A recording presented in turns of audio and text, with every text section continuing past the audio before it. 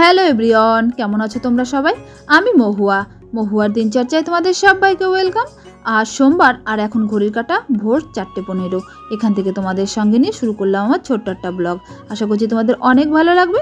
চলো তাহলে সঙ্গে থাকো আর দেখতে থাকো।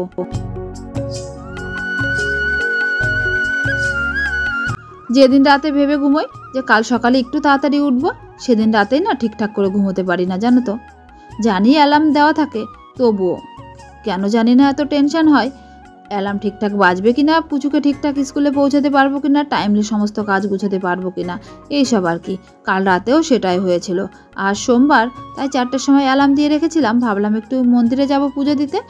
4টের সময় না উঠলে না সমস্ত কাজ গুছিয়ে মন্দিরে যেতে পারতাম না, আর দাদুরও ওদিকে লেট হয়ে যেত। তাই 4টের সময় উঠে তাড়াতাড়ি করে একটু ফ্রেশ হয়ে রান্নাঘরে গিয়ে ভাবলাম প্রথমে রান্নাটা বসিয়ে দিই। তাই একপাশে একটু আলু সিদ্ধ আর একপাশে উচ্ছে ভাজা বসিয়ে দিয়েছি।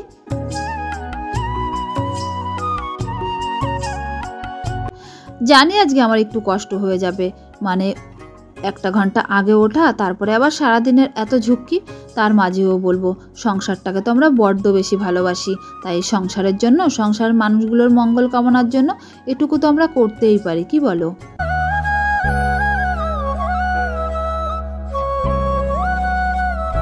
নদীর মোহনার মতো হলো আমাদের সংসার জীবন, যার মোহ ত্যাগ করা বড্ড কঠিন। না হলে ভাবো, দিনের পর দিন, বছরের পর বছর, মাসের পর মাস একইভাবে আমরা কাটিয়ে দিচ্ছি এই সংসারটাকে ভালোবেসে, সংসারের মায়ায় আবদ্ধ হয়ে।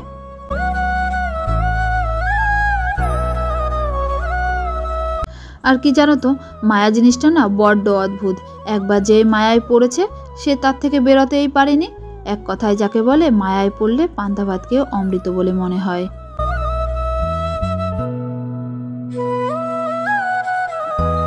ওদিকে ঘরগুলো সমস্ত ঝাড়ু লাগিয়ে নিয়ে তারপরে ঘরটা মুছেও নিয়েছি। এই ফাঁকে না গুবলু আর পুচু দুজনেই উঠে গেছে। ওদেরও একটা টাইম সেট হয়ে গেছে, মানে ওদেরও একটা অভ্যাসে পরিণত হয়েছে।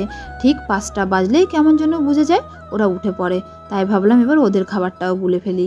তাই গুবলুর দুধটাও রেডি করে নিয়েছি, আর পুচুকে আজকে সকালে খাওয়ার জন্য দিয়েছিলাম দুধ কর্নফ্লেক্স, ওটাও খাবারটাও রেডি করে ওকে দিয়ে এলাম।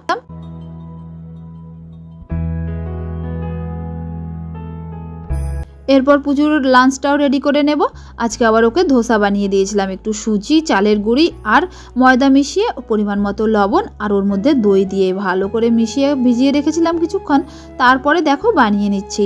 আর এদিকে আলুটাও কিন্তু রেডি করে নিয়েছি, একটু পেঁয়াজ কুচি আর একটু রসুন কুচি আর দিয়েছিলাম হালকা পরিমাণে একটু লঙ্কা দিয়ে আলুটাকেও বেশ ভালো করে মেখে নিয়েছি। তারপরে দেখো ওই ধোসার ব্যাটারের মধ্যে আলুটা ভরে ধোসাটাও আমার রেডি হয়ে গেছে। খেতে কিন্তু দারুণ লাগে। এইভাবে তোমরাও বাড়িতে বানিয়ে দেখতে পারো, বাচ্চাকেও কিন্তু টিফিনে দিতে পারো, বেশ পছন্দ করবে।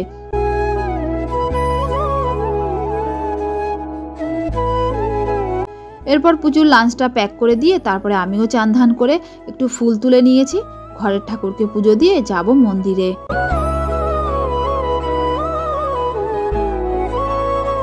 যেহেতু পুজোর স্কুল আর মন্দিরটা পাশাপাশি, তাই 4জনেই না বেরিয়ে পড়েছি। মানে প্রথমে পুজোকে স্কুলে পৌঁছে দিয়ে তারপরে পুজো করে বাড়ি আসবো, সেই মতো দেখো রেডি হয়ে বেরিয়ে পড়লাম।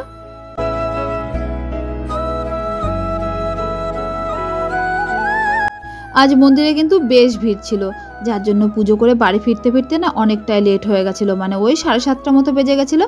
তাই আর বাড়ি এসে বসে না থেকে তাড়াতাড়ি করে 2 কাপ চা বসিয়ে দিয়েছি, আর একপাশে বসিয়ে দিয়েছি ভাতটা।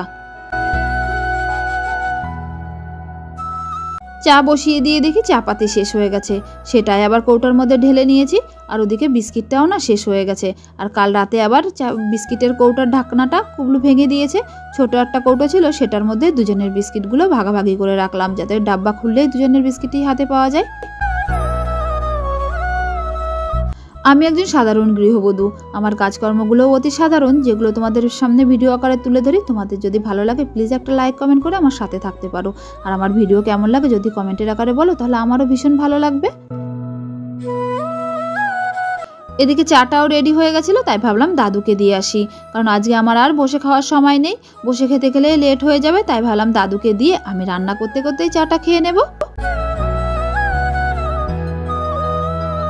কাল রাতে একটু ছোলার ডাল ভিজিয়ে রেখেছিলাম জানো তো, ভাবলাম সকালবেলায় ওই ডালটা বেটে বড়া করে তরকারি করব।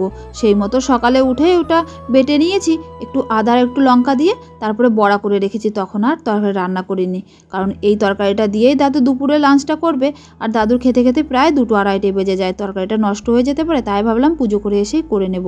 আর আমি আলু দিয়ে তরকারি করলে না একটু প্রথমে সিদ্ধ করে নিই, এতে তরকারির ঝোলটা না বেশ গাঢ় গাঢ় হয়, যেহেতু আমরা রুটি আর ভাত দুটো দিয়েই খাবো, ওইভাবে রান্না করলে খেতেও কিন্তু বেশ ভালো লাগে।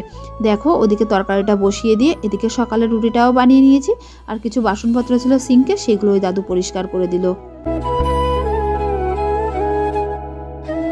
সকালের এত তাড়াহুড়োর মধ্যেও যদি একটু কাজ করে দেয় কেউ, মানে কেউ একটু সাহায্য করে, সেটাই না অনেক বড় বলে মনে হয়, বেশ ভালোও লাগে। ওদিকে রান্নাবান্না সমস্ত কমপ্লিট করে নিয়েছি, আর এদিকে দাদুর লাঞ্চটাও প্যাক করে নিয়েছি। আজকে আবার একটু ক্ষীরও বানিয়েছিলাম, সেটাও দাদুকে দিলাম, অফিসে বসে খেতে পারবে, কারণ সকালে এখন আর দাদুর খাওয়ার সময় নেই।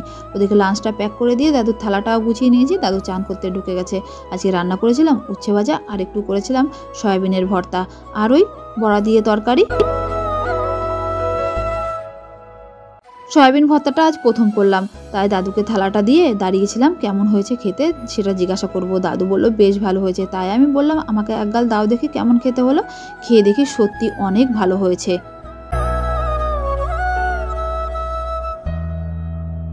এরই মধ্যে দাদু অফিস বেরিয়ে গেছে, তারপরে গুবলুকেও খাইয়ে দিয়েছি, আমিও সকালের খাবারটা খেয়ে নিয়েছি।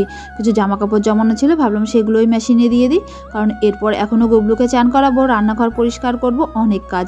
এরই মধ্যে জামা কাপড়গুলোও ধোয়া হয়ে যাবে, মেলে দিতে পারবো। সকালটা তো এভাবেই কাটলো, সারাদিনটা এখনও ধরা আছে। চলো তাহলে ভিডিওটা আজকে এখানেই শেষ করছি, দেখা হচ্ছে নতুন একটা ভিডিওর সাথে। ততদিন তোমরা সুস্থ থেকো, ভালো থেকো, আর আমার পাশে থেকো, কেমন?